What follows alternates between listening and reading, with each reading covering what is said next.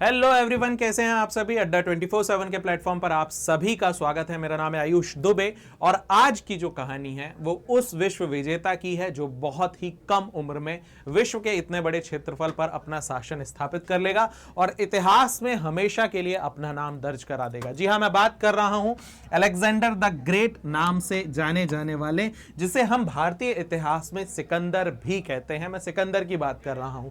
बहुत ही कम समय में सिकंदर की पूरी कहानी हम समझ रहे होंगे। ये पूरा का पूरा एम्पायर, देखिए ये इलाका यूरोप का वो इलाका है। यहां आपको ग्रीस देखने के लिए मिलेगा। यूनान से वो चला था और चलते चलते चलते यहां 8 साल का समय लगा। पूरा का पूरा पर्शियन एम्पायर, फारसी साम्राज्य, फारस साम्राज्य को वो हरा रहा है और भारत की दिशा में, भारत की ओर लगातार वो आ रहा है। जब सिकंदर का आक्रमण हुआ उस वक्त भारत पर नंद डायनेस्टी का शासन है। हम पढ़ते हैं कि मगध महाजनपद में 3 अलग अलग वंश हमें मिले, जिसमें हर्यक वंश है, नाग वंश है, शिशुनाग वंश है और नंद वंश है। उसी नंद वंश का यहां शासक है। महापद्मानंद के बाद जो शासक बना था घनानंद यहां है। लेकिन सिकंदर जब आया तो भारत पर आक्रमण किया नहीं किया, वो पूरी कहानी को हम समझते हैं कि आखिर सिकंदर के साथ आक्रमण में क्या चीजें हुई।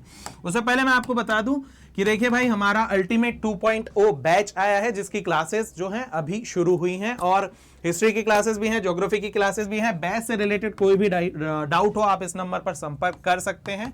और जब आप बैच खरीद रहे हो फॉर बेस्ट प्राइस आप AD22 कूपन कोड का भी इस्तेमाल कर सकते हैं। चलिए आगे बढ़ते हैं, कहानी सुनते हैं सिकंदर की। तो 304 ईसा पूर्व का वो समय है, 304 BC का वो समय है जहां सिकंदर का जन्म हुआ मैसिडोनिया में। और एक छोटा सा राज्य मैसिडोनिया, वहां पर पिता का नाम फिलिप था, माता का नाम रानी ओलंपस हुआ करता था। और एक पूरे आप ये समझिए कि 336 में वो राजा बन गया था। काफी छोटे क्षेत्र का वो राजा था, लेकिन आगे चलकर केवल 2 वर्षों में ही पूरे के पूरे ग्रीस पर वो कब्जा कर लेता है, पूरे ग्रीस को वो जीत लेता है। ये एक योग्य हम ये कहें कि इसकी पूरी एक गुरु शिष्य परंपरा आ रही है। सिकंदर के जो शिष्य हैं, अलेक्जेंडर के जो गुरु हैं, अलेक्जेंडर के जो गुरु हैं वो एरिस्टोटल हैं, अरस्तु जो जीव विज्ञान के जनक हैं, है ना। तो अरस्तु जो हैं, हम जानते हैं कि प्लेटो एक दार्शनिक हुए जिन्होंने द रिपब्लिक लिखी, जहां से हमें आदर्श राज्य, आइडियल स्टेट का पूरा एक कॉन्सेप्ट मिलता है, उसके शिष्य थे। और प्लेटो जो थे वो सोक्रेट्स के शिष्य थे, सुकरात के शिष्य थे, जिनका एक बहुत फेमस स्टेटमेंट है कि मनुष्य जो है वो एक सामाजिक प्राणी है, वो सारी चीजें।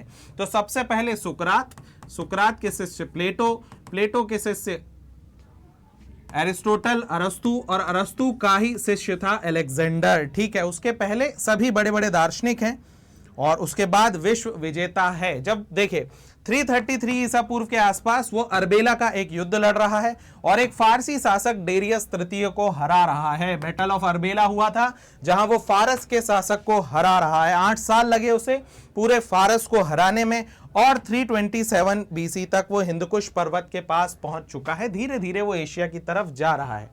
हेरोडोट जिसे हम फादर ऑफ हिस्ट्री भी कहते हैं, उन्होंने द हिस्टोरिका किताब लिखी, हेरोडोटस ने। ये वो इतिहासकार हैं जो यूनानी इतिहासकार हैं और जो अपने इतिहास में, अपने साहित्य में भारत की संस्कृति की लगातार बातें, भारत की समृद्धि की लगातार बातें करते रहे थे। इसलिए उस वक्त यूनानियों का यह मानना है कि अगर आपने पूर्वी महासागर की दुनिया, जो पूर्वी दुनिया है ना, यानी ये वाला दुनिया, देखिए मैप में अगर हम देखें तो ये वाला रीजन यदि आपने जीत लिया, ये वाला रीजन, तो आपने पूरी दुनिया को जीत लिया। देखिए जब आप स्टैटिक जीके पढ़ते हैं वहां आपको यह मिलेगा कि भाई विश्व मानचित्र जो है एनेक्सिमेंडर ने बनाया था, लेकिन उसके पहले की कहानी क्या, जो ज्ञात मानचित्र था उसमें यही माना जाता था कि भाई ये एरिया जीत लिया ना, ये पूरा, तो आपने पूरी दुनिया जीत ली। इस तरीके का यूनानियों का विश्वास था और इसी विश्वास के कारण हिंदकुश पर्वत को पार कर अलेक्जेंडर जो है वो लगभग भारत पर उत्तर लगातार आ रहा है। अब देखिए भारत की पृष्ठभूमि क्या है। इंडस और झेलम के बीच में एक राज्य था तक्षशिला, जहां का राजा अंबी था, और चिनाब और झेलम के बीच में एक राज्य था जिसका नाम था पौरव राज्य। क्या नाम है? पौरव राज्य। और पौरव का एक राजा था जिसके बारे में हम पढ़ चुके हैं, आपने चैनल पर इससे रिलेटेड मेरे वीडियो जरूर देखे होंगे। राजा पोरस, भारतीय इतिहास में कुछ जगहों पर, केवल कुछ जगहों पर इनका नाम राजा पुरुषोत्तम भी मिलता है, हालांकि राजा पोरस नाम से ही ये जाने जाते हैं। खैबर दर्रा, हिंदकुश पर्वत से जब अलेक्जेंडर की सेना आ रही है तो सबसे पहले आंभी जो है वो भय से पूरी तरह भय में वो आ गया, अलेक्जेंडर से वो डर गया और अलेक्जेंडर के समय वो आत्मसमर्पण कर दे रहा है। अलेक्जेंडर की सेना लगातार आगे बढ़ रही है, पर पोरस के सामने विकल्प था, पूर्व राज्य के राजा पोरस के सामने, या तो आत्मसमर्पण कर दे या लड़ाई लड़े अपने स्वाभिमान के लिए, अपने देश की रक्षा के लिए। पोरस युद्ध लड़ते हैं अलेक्जेंडर के साथ। जो युद्ध होता है झेलम नदी के किनारे, जिसे हम हाइडेस्पीस का युद्ध कहते हैं, बैटल ऑफ हाइडेस्पीस। देखिए यहां लिखा होगा कहीं ना कहीं बैटल ऑफ हाइडेस्पीस की बात की गई होगी। हाँ जी भाई, ये रहा 326 ईसा पूर्व में झेलम नदी के किनारे, जिसे हाइडेस्पीस कहते हैं, ये युद्ध लड़ा गया। पोरस बहुत बहादुरी से लड़ते हैं, लेकिन उसके बाद भी पोरस की हार हो जाती है और अंततः सिकंदर इस युद्ध में जीत जाता है। तो ये तो सिकंदर की कहानी है। सिकंदर लगभग जो है यहां पर जीत चुका है। पोरस काफी बहादुरी से लड़े, उनकी वीरता से सिकंदर प्रभावित होता है और पोरस के साथ काफी उदारतापूर्ण व्यवहार करते हुए वो पूरा क्षेत्र पोरस को दे देता है। आगे के जो भी युद्ध होंगे उसमें समर्थन की वो बात करता है। सिकंदर आगे की ओर लगातार बढ़ रहा है। चिनाब नदी देखिए, झेलम तक, चिनाब तक वो आ गया, रावी नदी को सेना पार करती है और व्यास नदी तक सेना पहुंच चुकी होती है।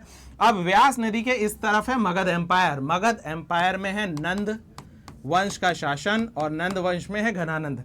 हालांकि सिकंदर जब आ रहा है तो उसी दौरान रास्ते में जो स्थानीय गणतांत्रिक जनजातियां हैं, जो हम कहें लोकल रिपब्लिकन ट्राइब्स हैं, वो सिकंदर की सेना को बहुत ज्यादा नुकसान पहुंचा रहे होते हैं। व्यास नदी के आगे फिर वो आक्रमण नहीं करता है।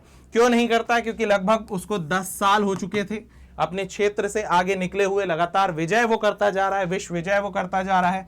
वेदर बहुत ही अलग है, यूरोप का वेदर अलग है, भारतीय परिस्थितियों का वेदर अलग है। अब उन लोगों को, सैनिकों को, उस देखिए ज्योग्राफी ना बहुत महत्वपूर्ण योगदान निभाती है भाई। हम पढ़ इतिहास रहे हैं लेकिन तारीफ ज्योग्राफी की कर रहे हैं। तो ज्योग्राफी या भूगोल विश्व के इतिहास में, युद्ध में बहुत ज्यादा आप समझिए बहुत महत्वपूर्ण स्थान रखता है। क्यों हम सियाचिन ग्लेशियर के लिए लगातार इतने सतर्क रहते हैं और सियाचिन पर इतनी सारी नजर हमारी हमेशा होती है? क्यों?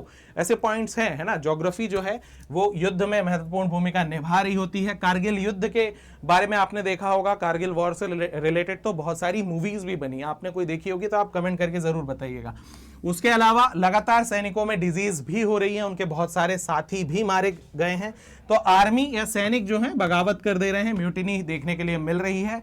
ब्यास नदी के तट से ही कहीं ना कहीं इसकी सेना जो है वो वापस लौट रही है और जब वो वापस जा रहे हैं, अपने सैनिकों को मनाने में पूरी तरह सिकंदर या अलेक्जेंडर असमर्थ रहा और बाद में फिर वो सेल्यूकस निकेटर को अपने जो भी उत्तरी प्रांत उसने जीते थे वो सेल्यूकस निकेटर को उसने दे दिया। पोरस के पास अपना राज्य था और आम्भी के पास अपना राज्य था और वो वापस लौट गया। तो यही सिकंदर की पूरी कहानी है, यही अलेक्जेंडर की पूरी कहानी है।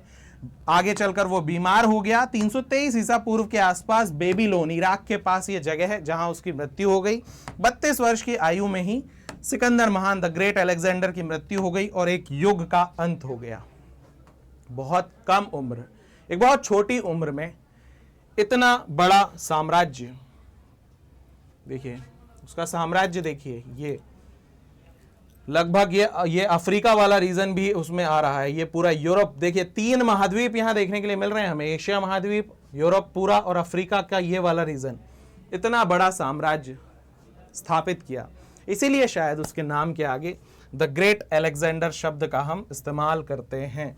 यही है भाई सिकंदर की पूरी कहानी और लगातार ऐसे वीडियोस हम लाते रहते हैं जो आपके कॉन्सेप्ट बिल्डिंग के लिए एक महत्वपूर्ण भूमिका निभा रहे होते हैं। यदि आपने अभी तक हमारा टेलीग्राम चैनल ज्वाइन नहीं किया है, आप इस QR कोड को स्कैन कर सकते हैं। टेलीग्राम चैनल का जो नाम है वो Ayush sir history and geography आपको मिल जाएगा। उसके अलावा जो हमारे अल्टीमेट 2.0 बैचेस चल रहे हैं उससे रिलेटेड कोई भी डिटेल आपको यहाँ पर मिल जाएगी। और यदि आप बैच ज्वाइन कर रहे हैं, AD22 कूपन कोड का भी आप इस्तेमाल कर सकते हैं भाई। तो ये थी सिकंदर की कहानी। ऐसी और कहानियों के साथ लगातार आते रहेंगे, मिलते रहेंगे। तब तक कीप लर्निंग। जय हिंद, जय भारत, नमस्कार।